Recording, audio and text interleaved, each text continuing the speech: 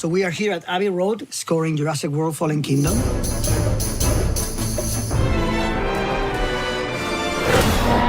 Obviously, we want people to be entertained and have a great time, but our challenge is always making sure what we're doing is fused together so that my music works with his storytelling. That's the whole challenge, and that's the focus for us always. Perfect. For Michael, it's always about the story, which I really appreciate because I think this is what film composers do.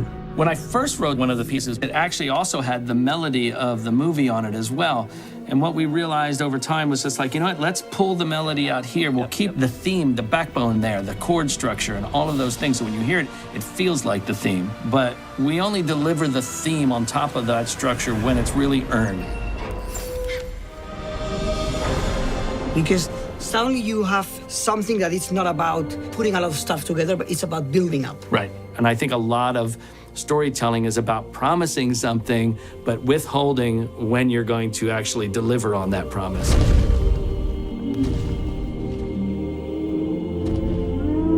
Yesterday was fantastic. It sounds amazing. Thank you so much.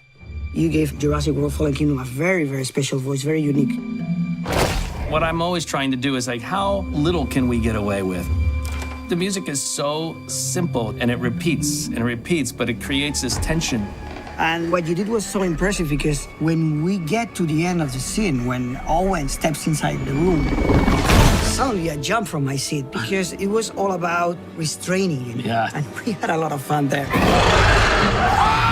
It's playing with the emotions of the viewer in a way in which they hopefully don't even notice.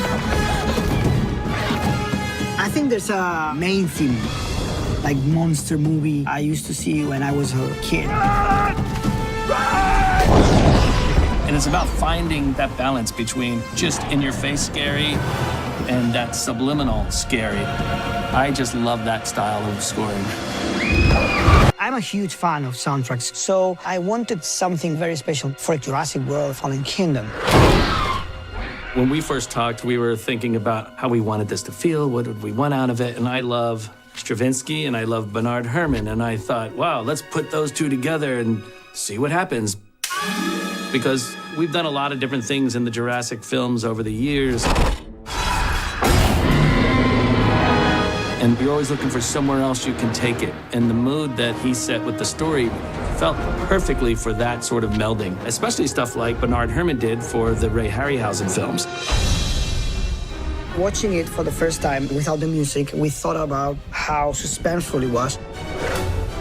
And the fact that it had dinosaurs, it had volcanoes, it had all the elements that we love from movies that we saw when we were kids, that made us think about the Ray Harryhausen movies.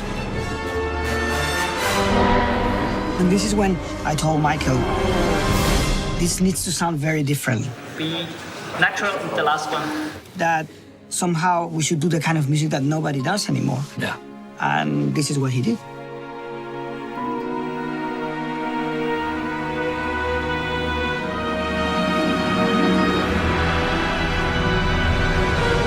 All of this stuff is so iconic to us. It was just a chance to say, hey, let's do that. Let's do that thing that we loved as a kid, and let's do some giant, crazy version of it.